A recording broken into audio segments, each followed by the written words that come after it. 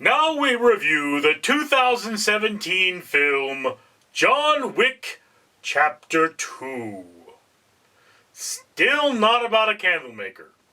Alright, ladies and gentlemen, John Wick Chapter 4 is still in theaters, and I am working my way through the John Wick franchise, trying to watch all these movies so that I can be up to date, because I don't think it's worth watching John Wick Chapter 4 if you haven't watched the other three, and So, for every 1,000 subscribers I get, I do purchase one of these bracelets from the company 4Ocean.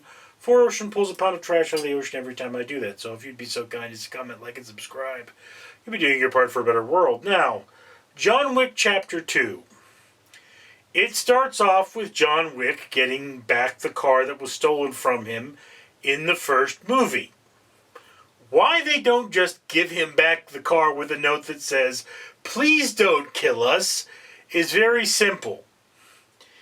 You need John Leguizamo to be in this movie for some reason, so this is how it happens. Voila. Then the movie starts.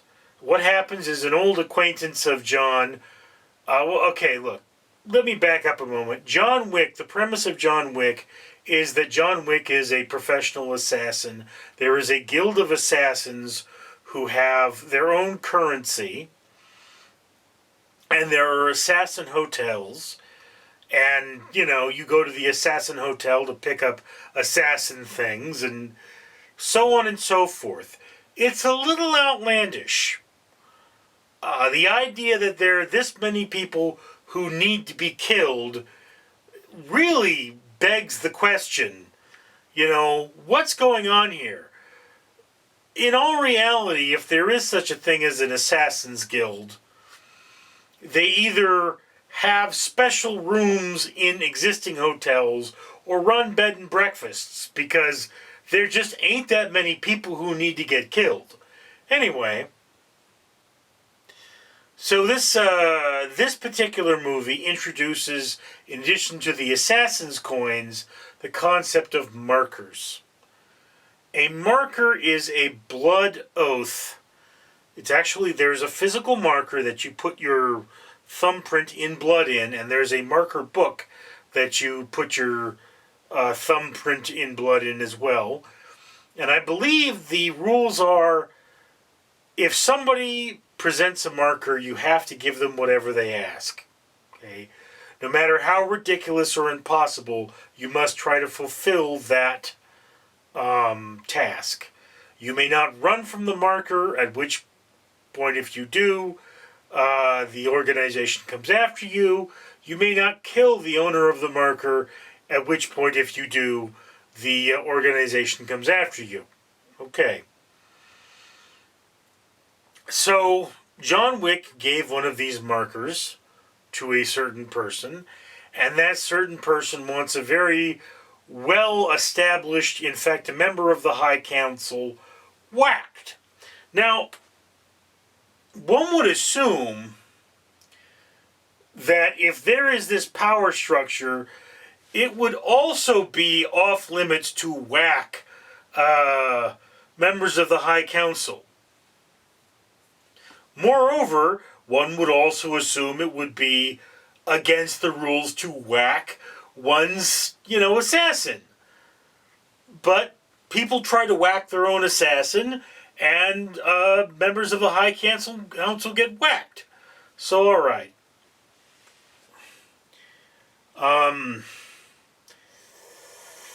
Shout out to Ruby Rose in this. I mean, Keanu Reeves, of course, is the star of this movie, but Ruby Rose doesn't say a word. Her character is a mute, and yet, still very compelling. Lawrence Fishburne, also, who plays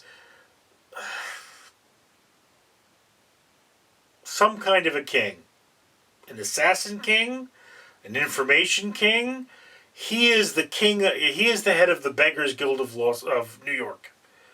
And, there at least at one time was actually a Beggars Guild in England, I believe, or in Europe, where it's like, look, there was a hierarchy for, you can sit on this corner, you can be a beggar with this act, you can do this, that, and the other thing. These guys are just They're out there looking for people, their information.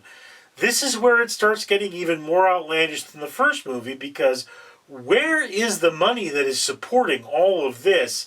These crime syndicates, what the heck are they doing? Because the rise of organized crime in the United States, at least, was fueled by prohibition. It is currently maintained by drugs, but the more we decriminalize these things, the harder it is for these organizations to flourish. And I mean, again, New York makes sense because it's, compared to Los Angeles, it's tiny. It's like if you took Los Angeles and squished it down into nothing but high-rises, you'd have New York. So yeah, it makes sense for this to happen in New York, but something like this could not happen in Los Angeles. But still, the amount of money that would be needed to continue pushing these thugs and wet workers and all those things is pretty extreme. So there you have it, and what you have is John Wick essentially, trying to navigate. He is given his first task, he succeeds, he's pushed to his second task, which pisses off a lot of people, and, there you have your movie. I can't give away any more without spoiling it. So, yeah, I mean, again, this is a very entertaining film. And I like the first one better because the first one made more sense. But this one introduces a lot more interesting characters. So it's bigger, it's bloodier, and there's a lot more going on. Alright. So again, this belongs on your watch list, above the middle.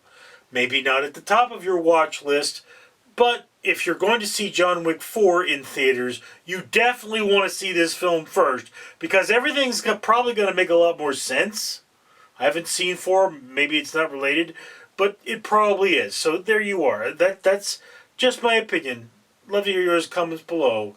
John Wick, Chapter 2, high on the watch list. Very entertaining film, a little ridiculous.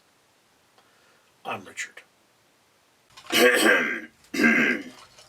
Hi folks, it's me, Barry again.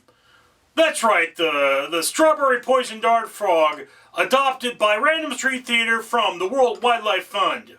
And I'm here to remind you that for every 1,000 subscribers, this channel buys one of these necklaces I have on, which are bracelets for humans. That's from the company 4Ocean.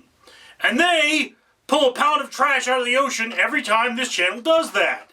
So you should be a good person, comment, like, and subscribe, so that this channel can afford to pull pounds of trash out of the ocean and adopt animals like me for conservation's sake. I'm Barry.